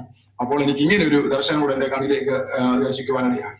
അത് കണ്ട് അല്പം കഴിഞ്ഞപ്പോൾ അത് മാറിക്കഴിഞ്ഞപ്പോൾ ഞാൻ പിന്നെയും ഞാൻ പഴയ അവസ്ഥയിലേക്ക് വന്നു. തിരിച്ച് ഞാൻ കിടന്ന് രാത്രി ഉറങ്ങി സുഖമായി വിശ്രമിച്ചു. നേരം വെളുത്തിട്ട് എന്തെന്നില്ലാത്ത ഉത്സാഹം, അതുവരെ അനുഭവിക്കാത്ത വലിയ ഉത്സാഹം എന്റെ മനസ്സിലേക്ക് ഓടി വന്നു. ഞാൻ ഓടുന്നു, ചാടുന്നു, നടക്കുന്നു, എല്ലാം ചെയ്യാനുള്ള ഒരു വലിയ ഉത്സാഹം. ഞാൻ രാവിലെ എഴുന്നിട്ടു എന്റെ ഭാര്യ എന്നെ വഴക്ക് പറയാം, അങ്ങനെ ഓടാതെ ഇങ്ങനെ ഓടാതെ, അങ്ങനെ നടക്കാതെ ഇങ്ങനെ നടക്കാതെ, അങ്ങനെ കുഞ്ഞാതൊക്കെ പറയുന്നു. എങ്കിലും ഞാൻ പറഞ്ഞു, ഈ കർത്താവിനെ സൗഖ്യമാക്കി എന്ന് പറഞ്ഞ് ഞാനെന്ന് പറയുമ്പോൾ ഞങ്ങൾ രണ്ടുപേരും കൂടെ രാവിലെ എഴുന്നിട്ട് ഇവനെ കയ്യും കോർത്ത് പിടിച്ച് പ്രാർത്ഥിച്ചു. അറിയാവുന്ന രീതി, പ്രാർത്ഥന എന്താണെന്ന് അറിയത്തില്ല, അറിയാവുന്ന രീതിയിലൊക്കെ പ്രാർത്ഥിച്ചു. ഞാൻ പറയുന്നത്, അന്ന് രാത്രി ഞാൻ കർത്താവിനെ സ്വന്തം രക്ഷിതാവും എന്റെ ഹൃദയത്തിൽ സ്വീകരിച്ച് കർത്താവിനോട് ജീവിതം സമർപ്പിച്ചു. തുടർന്ന് തന്നെ കർത്താവ് ഒരുപാട് സ്ഥലങ്ങളിൽ ഉപയോഗിക്കുവാൻ ഇടയായി തീർന്നു. കർത്താവിന്റെ നാമം മഹത്വപ്പെടുമാറാകട്ടെ. ഈ അവസ്ഥ ഒരിക്കൽ കൂടി ഞാൻ കർത്താവിന് ഹൃദയമായി പറയാം, നമ്മുടെ ദൈവം എത്ര നല്ല ദൈവമാണെന്ന് അറിയാമോ? വിളിച്ചിറക്കി അവൻ വഴിയിൽ കൊണ്ട് ദൈവമല്ല, അവൻ നമ്മളെ സ്നേഹിച്ചാൽ നമ്മളെ കൊണ്ട് നടക്കുന്ന ദൈവമാണ്. അവൻ നമ്മളെ ഉയർത്തുവാൻ ശക്തനായ ദൈവമാണ്. യേശുവിന്റെ സാന്നിധ്യം അനുഭവിച്ചറിയുക എന്നുള്ളത് ഒരു മനുഷ്യന്റെ ജീവിതത്തിൽ ഏറ്റവും അത്യാവശ്യമായ കാര്യമാണ്. ഒരുവൻ കർത്താവിലായാൽ അവൻ പുതിയ സൃഷ്ടിയാകുന്ന അപ്പോസ്തലനായ പൗലോസ് ദൈവത്തിന്റെ വചനത്തിൽ നമ്മളെ പഠിപ്പിക്കുന്നത്. ഞാൻ പറയട്ടെ, അവിടെ നിന്ന് തുടങ്ങി ഞാൻ ക്രിസ്തീയ ജീവിതം ആരംഭിക്കുവാനിടയായി. എനിക്ക് 3 കുഞ്ഞുങ്ങളുണ്ട്. അവരെ സ്നാനപ്പെടുന്നതിന് മുമ്പ് 3 പേര് അഭിഷേകം പ്രാപിച്ചു. ഞാൻ അഭിഷേകം പ്രാപിക്കുന്ന ഒരു അത്ഭുതം, അതുകൊണ്ട് ഞാൻ ഇപ്പോൾ ഒന്ന് പറയാൻ ആഗ്രഹിക്കട്ടെ. കർത്താവിന്റെ സ്തോത്രം. അങ്ങനെ ഞാൻ വിശ്വാസത്തിൽ ഉറച്ചു. തുടർന്നുള്ള നാളുകൾ ദൈവമക്കളുമായി കൂടി കർത്താവിന്റെ ദാസനെ കടന്നു വന്ന ഭവനത്തിൽ പ്രാർത്ഥിക്കുന്നു. വലിയ പ്രാർത്ഥനാ ജീവിതത്തിൽ ഞാൻ കുടുംബമായി മുൻപോട്ട് പോകാനിടയായി. ആ അവസരത്തിലൊക്കെ ദൈവം ഞങ്ങളുടെ മേൽ വലിയ അത്ഭുതങ്ങളെ ചെയ്യുവാനിടയായി. ദൈവത്തിന് ഞങ്ങളുടെ പട്ടിണി മാറി, ഞങ്ങളുടെ ദുരിതങ്ങൾ മാറി, ഞങ്ങളുടെ കട്ടതകൾ മാറി. ഞങ്ങൾക്ക് എന്തോ ഒരു ആശ്വാസം. ഒന്നുമില്ലെങ്കിലും ഞങ്ങൾക്ക് വലിയ സന്തോഷം. കർത്താവിനെ ഞാൻ പഠിപ്പിക്കുന്നത്, നമ്മൾ ഒന്നുമില്ലെങ്കിലും എല്ലാം ഉള്ളവരെ പോലെ എന്നുള്ള ചിന്ത, അത് സത്യമാ കാര്യം. നമ്മൾ കർത്താവിലേക്ക് വന്നു കഴിയുമ്പോൾ നമുക്കൊന്നും വേണ്ട, പക്ഷെ നമുക്ക് എല്ലാം ഉള്ളവരെ പോലെ ദൈവം നമ്മളെ ആക്കും. അതിനേറിയ മാനസാന്തരം നമുക്കുണ്ടാകണം. ജീവിതത്തിൽ മാനസാന്തരം ഉണ്ടെങ്കിൽ ദൈവം നമ്മളെ എവിടെ കൊണ്ടെത്തിക്കാമോ അവിടെ വരെയും കൊണ്ടെത്തിക്കുവാനിടയായിത്തീരും. ഈ ലോകത്തിലെ ഭൗതിക നന്മയുടെ സുഖമോ ശ്രേഷ്ഠതല ഞാൻ ഈ പറയുന്നത്.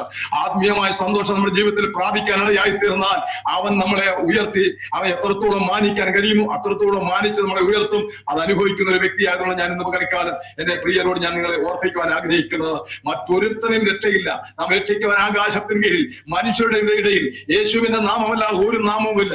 അവൻ 13 വർഷം കെട്ടുമുറുക്കി ശബരിമലയ്ക്ക് പോയ ഒരു വ്യക്തിയാണ് ഞാൻ. അവസാന രോഗം വരുമ്പോഴാണ് ഞാൻ നിർത്തുന്നത്. ഞാൻ ശബരിമലയ്ക്ക് പോകുന്ന ഒറ്റയ്ക്കല്ല, അവൻ ആളുകളെ കൂട്ടി പെരിയ സ്വാമിയായിട്ട് ഞാൻ അവരെ കൊണ്ടുപോവുക. ദൈവത്തിന് അങ്ങനെ ഒരുപാട് കേരളത്തിലെ പല പുണ്യക്ഷേത്രങ്ങളിലൊക്കെ കയറിയിറങ്ങി സഞ്ചരിച്ച എനിക്ക് അവസാനം കിട്ടിയത് ഒരു മാരകമായ രോഗമാണെങ്കിൽ രോഗത്തിൽ നിന്ന് വിടുവിക്കാൻ ദേവന്മാർക്കോ ദൈവമാർക്കോ ഒന്നും കഴിഞ്ഞില്ല എന്നുള്ളത് മാത്രമല്ല, എന്റെ യേശുവിന്റെ അടുക്കിലേക്ക് വരേണ്ടതായി വന്നു. അവൻ വന്നെ സൗഖ്യമാക്കി. എന്ന് ഞാൻ ആരോഗ്യത്തോടെ ജീവിക്കുന്നു. ഇപ്പോൾ സുഖമായി ഞങ്ങൾ സന്തോഷമായി ജീവിക്കുന്നു. അതിനുശേഷമായി കർത്താവിന്റെ വേലയിലേക്ക് ദൈവം എന്നെ തെരഞ്ഞെടുക്കുവാനായി.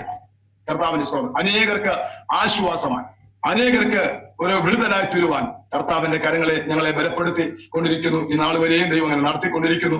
അതോർത്ത് ഞാൻ ദൈവത്തിന് സ്തോത്രം ചെയ്യും. എന്റെ ശുശ്രൂഷയിലെ ഒരു പ്രധാന ഭാഗം കൂടി ഞാൻ പറയാൻ ആഗ്രഹിക്കുക അവസരത്തിൽ. കർത്താവിന് സ്തോത്രം. ഞാൻ അഭിഷേകം പ്രാപിക്കുന്ന കാര്യം പറയാൻ പറഞ്ഞില്ല.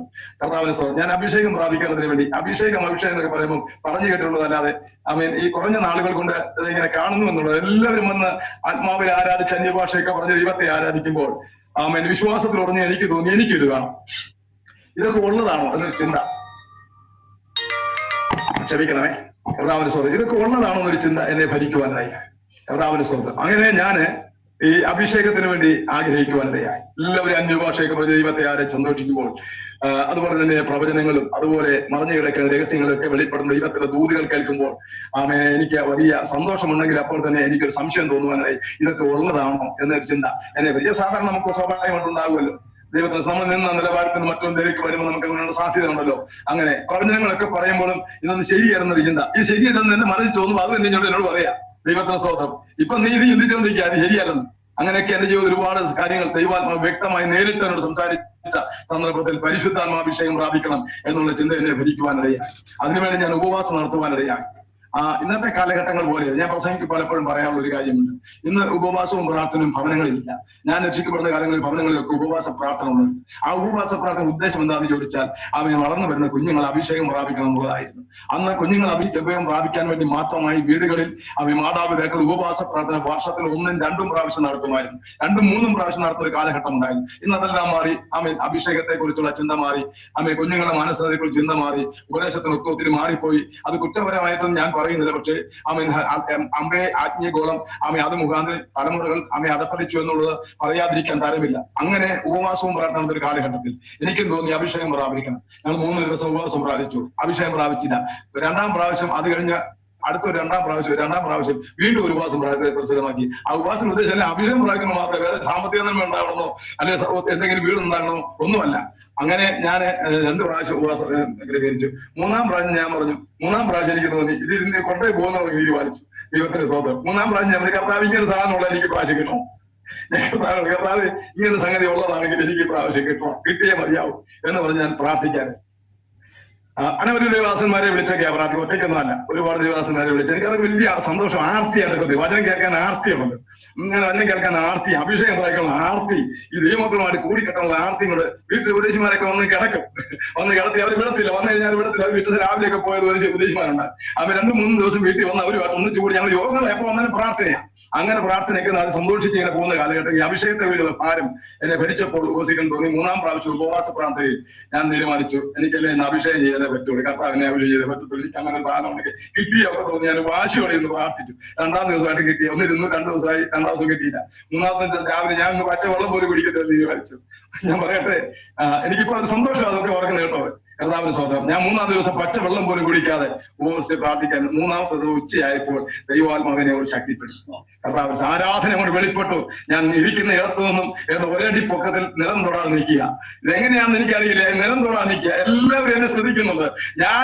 എനിക്കറിയാം നിലം തൊട്ടില്ലെന്ന് എനിക്കറിയാം, എങ്ങനെയാണെന്ന് എനിക്കറിയില്ല. നിലം തൊടാ. പക്ഷെ അന്നൊരു അന്യഭാഷ എനിക്കില്ല, ഈ ഭാഷാപരം എനിക്ക് കിട്ടുന്നില്ല. ഞാൻ നിലം തൊടാതെ ഇങ്ങനെ നിൽക്കുന്നുണ്ട്. അത് നിമിഷങ്ങളോളം നിൽക്കുക, അല്ല ശാലനേരം നിമിഷങ്ങളോളം നിന്നിട്ട് പതുക്കെ താഴോട്ട് വീഴും. പിന്നെ ഇങ്ങനെ പൊങ്ങും നിൽക്കും, അങ്ങനെ നിൽക്കും. അപ്പൊ ഒരു അത്യന്തമായ ഒരു ശക്തി എന്നിൽ അങ്ങോട്ട് വ്യാപിച്ചിട്ട് എന്നെ ഇങ്ങനെ നിലത്തുനിന്ന് എടുത്തു പൊക്കുന്ന അവസ്ഥയിലേക്കുള്ള ആത്മശക്തിയെ വ്യാപരിക്കാനിടയായി. അങ്ങനെ വ്യാപരിച്ചു. അത് അന്ന് രാത്രി, അന്ന് പകലത്ത് കടന്നു. രാത്രിയായിട്ടും കിട്ടിയില്ല. രാത്രി അതുകൊണ്ട് അവസാനിച്ചപ്പോ എനിക്ക് അത്ര ആയല്ലോ എന്നുള്ള ആശ്വാസം എനിക്ക് കിട്ടി.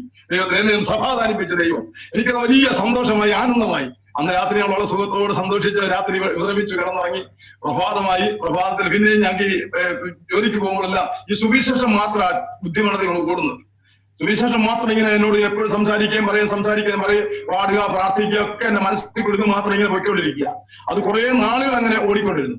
അപ്പൊ എനിക്ക് മനസ്സിലായി, അപ്പൊ ഈ ഉപദേശങ്ങളെ കേട്ടപ്പോൾ എനിക്ക് ദൈവത്തിന് എന്നെ കുറിച്ച് എന്തോ പദ്ധതികളുണ്ടെന്ന് മനസ്സിലായി. ആ ചിന്ത എന്നെ വളരെയധികം ഭരിച്ചുകൊണ്ടിരുന്നു. അങ്ങനെ ഭരിച്ചുകൊണ്ടിരിക്കുന്ന അവസരത്തിൽ ഒരിക്കൽ ഞാൻ രാത്രി ഒരു വെള്ളിയാഴ്ച രാത്രി യോഗത്തിന് പ്രാർത്ഥനയ്ക്കായി ഇരിക്കുമ്പോൾ ഒരു ദൈവദാസൻ, തിരുവനന്തപുരത്ത് ഒരു ദൈവദാസന, അദ്ദേഹത്തിനെ അദ്ദേഹത്തെയും പരിചയമില്ല.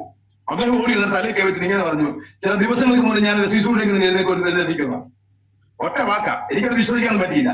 ചില ദിവസങ്ങൾക്ക് ശേഷം എന്റെ മഹത്വം നിന്നെ ഞാൻ എഴുന്നേൽപ്പിക്കും, എന്നെ ഞാൻ അയക്കുമെന്നാ പറഞ്ഞു. എഴുന്നേൽപ്പിക്കാൻ അയക്കുമെന്ന് അത് കേട്ടു. സാധാരണ ഞങ്ങൾ പലതും കേൾക്കുന്നുണ്ട്. വാക്കോടെ ഞാൻ അതിന് തള്ളി. അന്ന് രാത്രി പിറ്റേ ശനിയാഴ്ച വൈകിട്ട് സന്ധ്യയായപ്പോൾ ദേവദാസിന്റെ വീട്ടിൽ വന്നു. അദ്ദേഹം ഞാൻ നിൽക്കുന്ന പ്രസ്ഥാനത്തിന്റെ പ്രസിഡന്റാ. അദ്ദേഹം എന്റെ വീട്ടിൽ പ്രസിഡന്റ് അല്ല, ജനറൽ സെക്രട്ടറിയാ.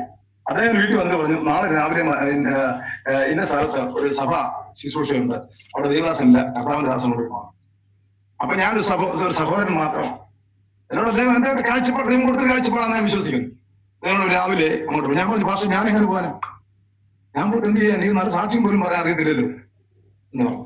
എന്നോട് പറഞ്ഞു, അതില്ല, എന്നോട് ദൈവാത്മാവ് രാത്രി പറഞ്ഞ കാര്യമാണ്, നിങ്ങൾ നാളെ രാവിലെ അവിടെ പോകണം, ദൈവം അവിടെ ചെല്ലുമ്പോൾ കാര്യം ചെയ്തോളുന്നു. പിന്നെ അദ്ദേഹം പറഞ്ഞതല്ലെന്ന് പറഞ്ഞു. ഞാൻ പിറ്റേ രാവിലെ പോയി. അന്ന് പാൻറ് ഒന്നുമല്ല, മുണ്ടാ എടുത്തേക്കുന്നു. മുണ്ടൊക്കെ കൊടുത്ത് ഞാൻ അവിടെ ചെന്നു, യോഗത്തിൽ നിന്ന് പ്രാർത്ഥിച്ചു തുടങ്ങി. അപ്പൊ ഈ അന്യഭാഷയില്ല, അപ്പൊ ഇങ്ങനെ പ്രാർത്ഥിച്ചു തുടങ്ങി. പ്രാർത്ഥിക്കാൻ തുടങ്ങാനൊക്കെ അറിയാമായിരുന്നു, അതൊക്കെ പ്രാർത്ഥിച്ചു തുടങ്ങി. ഒത്തിരി നാളത്തെ ഇത്രയും കാലത്തെ ഇതുണ്ടായിരുന്നു, പ്രാർത്ഥിച്ചു തുടങ്ങി, മുന്നോട്ട് പോയി.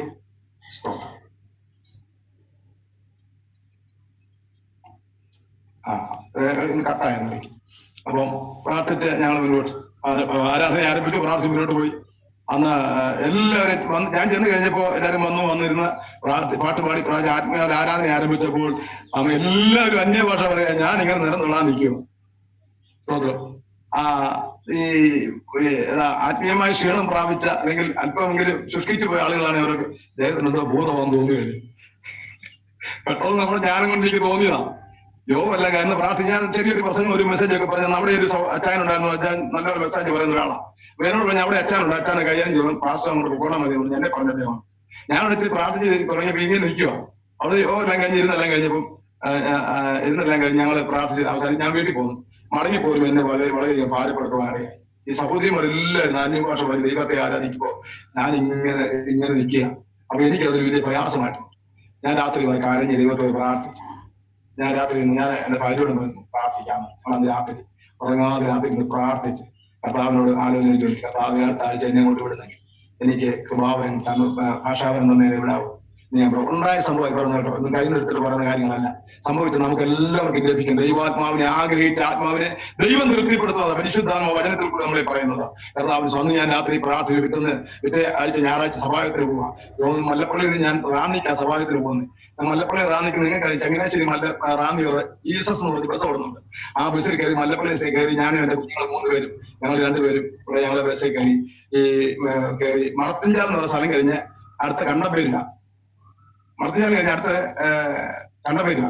മടത്തിഞ്ചാൽ കയറ്റം കയറി കണ്ടപ്പേര് കയറി ഞാൻ വണ്ടിയിൽ ഇങ്ങനെ കരഞ്ഞ് പ്രാർത്ഥിക്കുക. കർത്താവ് എനിക്ക് അവിടെ ചെല്ലും, എനിക്ക് വലിയ ആത്മാവിന്റെ ഭാഷ എനിക്ക് തവണ ഞാൻ പ്രാർത്ഥിക്കുമ്പോൾ കണ്ടമ്പേര് ജംഗ്ഷൻ ചെല്ലുമ്പോൾ എന്റെ വായിൽ നിന്ന് അറിയാൻ അന്യഭാഷ വരിക.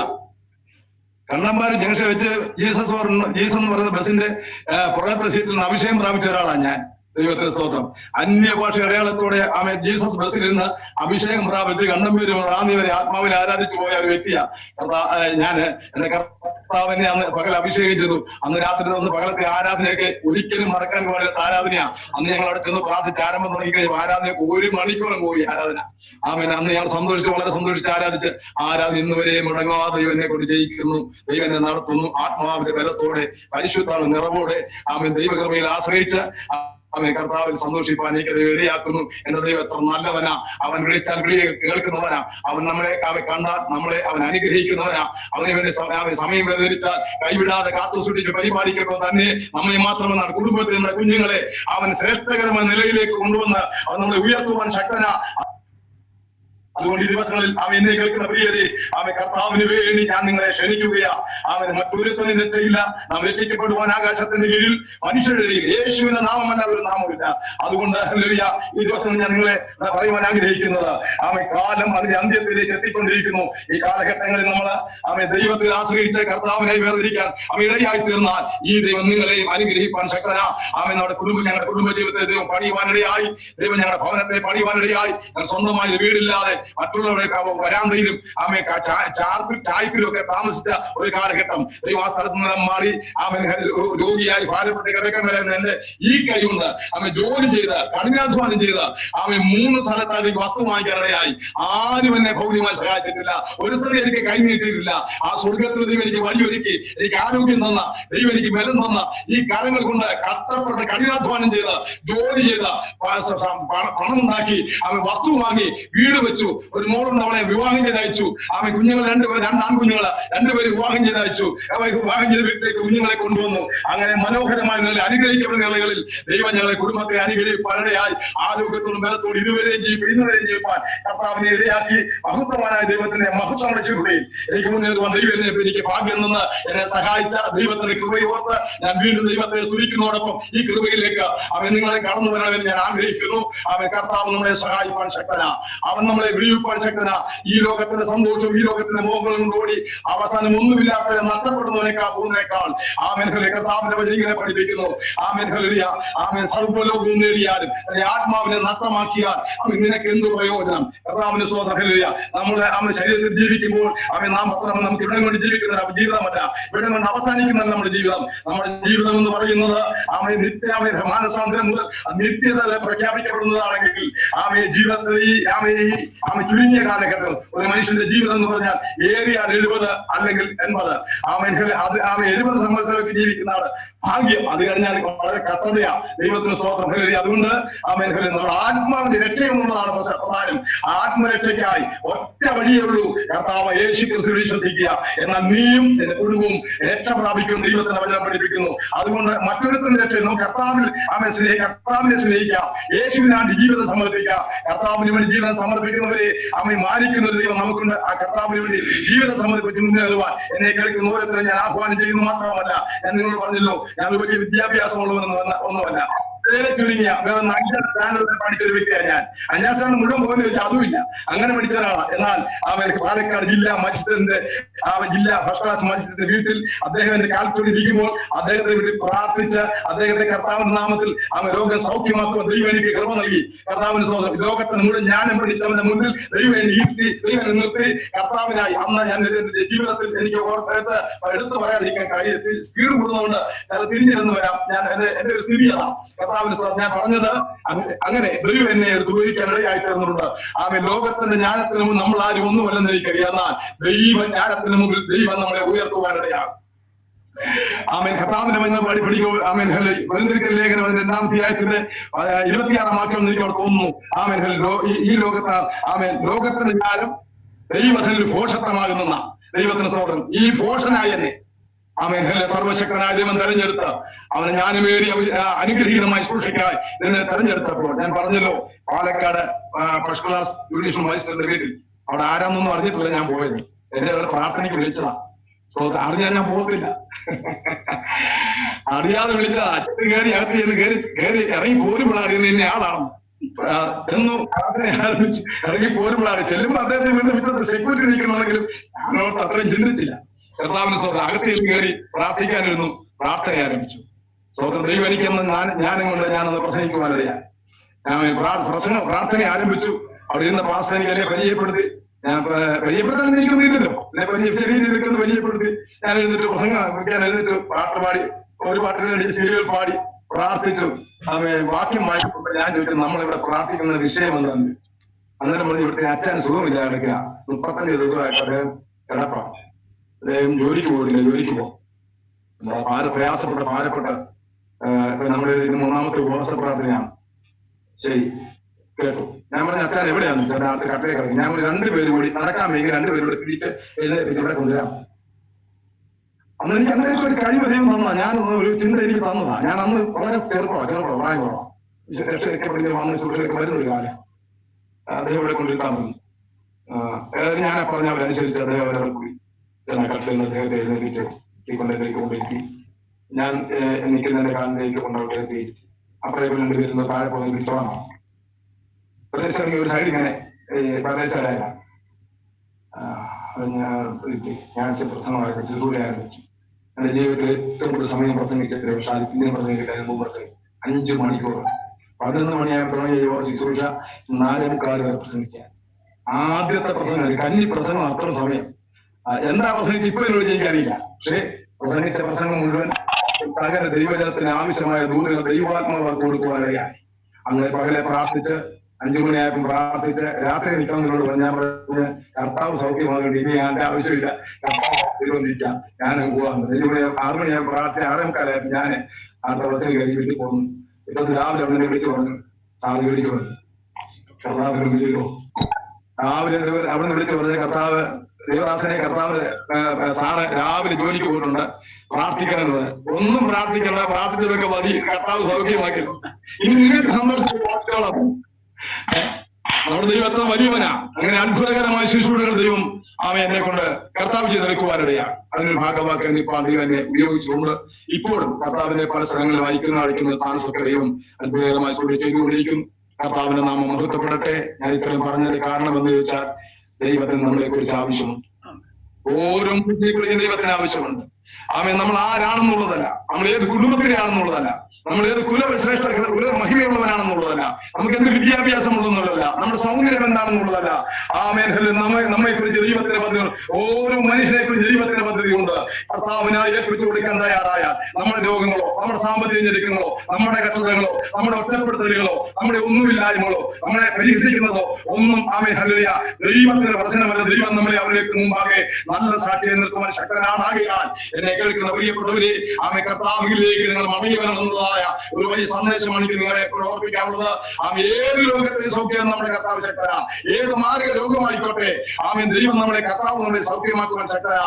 അവൻ നമുക്ക് വേണ്ടി കാർവിലെ ഉന്നതങ്ങളിൽ തകർക്കപ്പെട്ടവൻ.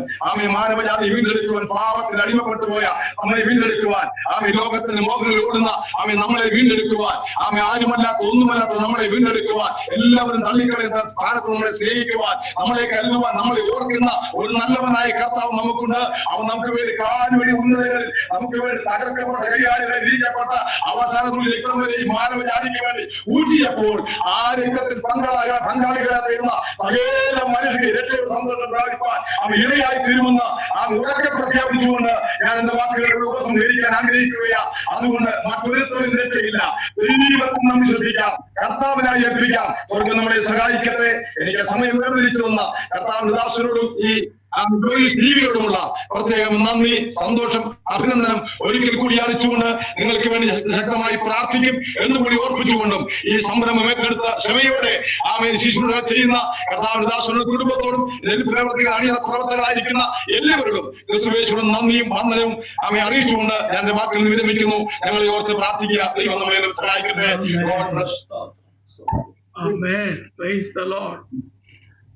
ഇപ്പൊ കർത്താരദാസൻ എവിടെയാ ശുശ്രൂഷിക്കുന്നത്? അതൊന്നും പറയാൻ ഒക്കില്ല. ഞാൻ താമസിക്കുന്നത് മല്ലപ്പള്ളിയിലാണ്. മല്ലപ്പള്ളിക്ക് അടുത്ത് എഴുമറ്റൂർ എന്ന് പറഞ്ഞ സ്ഥലത്താണ് ഞാനിപ്പോ ശുശ്രൂഷിക്കുന്നത്. എഴുമറ്റൂരിന്റെ അടുത്ത മേത്താനം എന്ന് പറയും. അവിടെ താമസിച്ചുകൊണ്ടാണോ പരിസരത്ത് താമസിക്കല്ല, വീട്ടിൽ താമസിച്ചുകൊണ്ടാണ് ചെയ്തത്? വലിയ ദൂരമില്ല, അടുത്ത എല്ലാ ദിവസവും പോയി കാണാൻ സൗകര്യമുണ്ട്. ആഴ്ച 3 ദിവസമുണ്ട്, വെള്ളിയാഴ്ച ഉണ്ട്, വെള്ളിയാഴ്ച ഉണ്ട്, ശനിയാഴ്ച മസ്റ്റായിട്ടുണ്ട്. ബാക്കിയുള്ള ദിവസങ്ങളൊക്കെ ഇടയ്ക്ക് വീടുകളിലൊക്കെ പ്രാർത്ഥന എല്ലാവർക്കുള്ള കൂട്ടായ്മകളും യോഗങ്ങളൊക്കെ ഉണ്ട്. അതൊക്കെ പോയി ഇങ്ങനെ നടത്തുന്നു. ഞാൻ ഓർത്ത് പ്രാർത്ഥിച്ചോളൂ. അതേ എനിക്ക് പറയാം. ഞാൻ പ്രാർത്ഥിച്ചു ഇടയ്ക്ക് വേണം നമുക്ക്. കർത്താവ് ബലഹീനരാകുന്ന നമ്മെ കർത്താവിന്റെ നാമത്തിന് വേണ്ടി ഉപയോഗിക്കുന്നത് ഓർത്ത് കർത്താവിനെ സ്തുതിക്കുന്നു. നാറ്റം വെച്ചതായ പടക് യേശുവിന് വിട്ടുകൊടുത്തപ്പോൾ അതിനൊരു സമർച്ച ഉണ്ടായതുപോലെ കഴുത്തൊടിച്ച് കളയുവാൻ വിധിക്കപ്പെട്ട കഴുതയെ യേശു വാഹനമേറിയപ്പോൾ അതിന്റെ സ്ഥിതിക്ക് മാറ്റം വന്നതുപോലെ ദൈവം കർത്താവിന്റെ ദാസനെയും ദാസിയെയും കുഞ്ഞുങ്ങളെയും കർത്താവ് ഉപയോഗിക്കുന്നല്ലോ. നാം നമ്മളൊന്നുമില്ല എന്ന് സമ്മതിച്ചാൽ നമ്മെ ഉപയോഗിക്കുവാൻ കഴിവുള്ള ഒരുവനുണ്ട് എന്ന് പിന്നെയും മനസ്സിലാക്കുവാൻ കർത്താവ് സഹായിച്ചല്ലോ. കർത്താവിന്റെ ദാസനെ ദൈവം ധാരാളം അനുഗ്രഹിക്കട്ടെ. പ്രാർത്ഥിക്കാം. കർത്താവിന്റെ ദാസൻ ഒരു വാക്ക് പ്രാർത്ഥിച്ചാണ്. ഈ നല്ല സമയത്തിനായി അടിയങ്ങൾക്ക് സ്തോത്രം ചെയ്യുന്നു. കർത്താവെ, പകൽക്കാലം കർത്താവിനെ നടത്തിയ വിധങ്ങളെ കുറിച്ച് കർത്താവ് ദൃശ്യമാധ്യമങ്ങളിൽ കൂടി പ്രസ്താവിക്കപ്പെടുവാൻ ദൈവം എനിക്ക് അവസരം നൽകി. ഇതിനായി ഒരുക്കപ്പെട്ട കർത്താവിനെ ദാസനെയും കുടുംബത്തെയും ഇതിൽ പ്രവർത്തിക്കുന്ന എല്ലാവരെയും ഓർത്ത് ഞാൻ അടിയൻ സ്തോത്രം ചെയ്യുന്നു. അവരുടെയും മഹിനീയമായ ശുശ്രൂഷയ്ക്കായി സ്തുതിക്കുന്നു. കർത്താവ് കൊടുത്തിരിക്കുന്ന വലിയ വെളിച്ചത്തിനായി സ്തോത്രം ചെയ്യുന്നു. കടന്നു പോകാതെ ക്ഷണിച്ചു പോകാതെ ദൈവത്തോടെ പിന്നെയും മുന്നേറുവാൻ ആവശ്യമായ ദൈവശക്തി കുഞ്ഞുങ്ങൾക്ക് ഇതിന്റെ ദാസനും ദാസിക്കും ദൈവപ്രഭു കൊടുക്കണമെന്ന് പ്രാർത്ഥിക്കുന്നു. അവരെല്ലാവരെയും ധാരാളമായി അനുഗ്രഹിക്കണമേ എന്ന് പകൽക്കാലം കേട്ട സാക്ഷ്യം കേട്ട ഓരോ വ്യക്തികളെയും ദൈവങ്ങളിലേക്ക് ഏൽപ്പിച്ച് പ്രാർത്ഥിക്കുന്നു. കർത്താവിനെ അവരോട് ഇടപെടണമെന്ന് പ്രാർത്ഥിക്കുന്നു. അടിയങ്ങൾ അനുഭവിക്കുന്ന ഈ ആത്മീയ സന്തോഷം അവരും പ്രാപിക്കപ്പെടുവാൻ ദൈവം ഇടയാക്കണമെന്ന് പ്രാർത്ഥിക്കുന്നു. കർത്താവേ നിന്റെ പുണ്യകൃപ എല്ലാവരുടെയും മേൽ പകരുമാറാകും. മറ്റൊരുത്തന്റെ രക്ഷയില്ല എന്ന ദൈവത്തിന്റെ വചനങ്ങളെ പഠിപ്പിക്കുള്ളൂ. ഞങ്ങൾക്ക് രക്ഷിക്കപ്പെടുവാൻ കർത്താവ് ഞങ്ങൾക്ക് വേണ്ടി ഒരുക്കുന്ന നല്ല അവസരങ്ങളെ ഓർത്ത് ഞങ്ങൾ സ്തോത്രം ചെയ്യുന്നതോടൊപ്പം എല്ലാവരെയും അതിനെ ഒരുക്കേണ്ടതായി ഞങ്ങൾ ഏൽപ്പിച്ച് പ്രാർത്ഥിക്കുന്നു. വിശേഷാൽ ഇതിന്റെ പിന്നിൽ പ്രവർത്തിക്കുന്ന എല്ലാവരെയും ഓർക്കുന്നു. വിശേഷാൽ കർത്താവിന്റെ ദാസനായി പ്രാർത്ഥിക്കും. മുഖാമുഖമായി ഇന്ന് പകൽക്കാലം ഏകദേശ മാധ്യമങ്ങളിൽ കാണുവാൻ കർത്താവ് ഇടയാക്കിയതിനായി സ്തോത്രം. ദാസനെ കർത്താവിന്റെ നാമത്തിൽ അനുഗ്രഹിച്ചു പ്രാർത്ഥിക്കുന്നു. ഒരു അനുഗ്രഹമായി തീരണമേ. വീണ്ടും തുടർന്ന് ഞങ്ങൾക്ക് തമ്മിൽ കൂടി കാണുവാൻ, തമ്മിൽ പ്രാർത്ഥിപ്പാനും എല്ലാം ദൈവം അവസരം ഒരുക്കണം. സംരംഭത്തെ ദൈവം വിജയിപ്പിക്കണം. അനുഗ്രഹിക്കുന്ന നിലകളിലേക്ക് കർത്താവരെ അനുഗ്രഹിച്ച് നടത്തണം. സ്വർഗം മാനിക്കണം. സകല അനുഗ്രഹത്തിനായി ചെയ്യും. ഞങ്ങൾക്ക് ആ ജീവനെ വെച്ച യേശു കർത്താവിന്റെ വലിയ നാമത്തിൽ പ്രാർത്ഥിക്കുന്നത് ദൈവം മൂലം കേൾക്കണം. സ്വർഗീയ നല്ല പിതാവേ, ആമേൻ, ആമേൻ.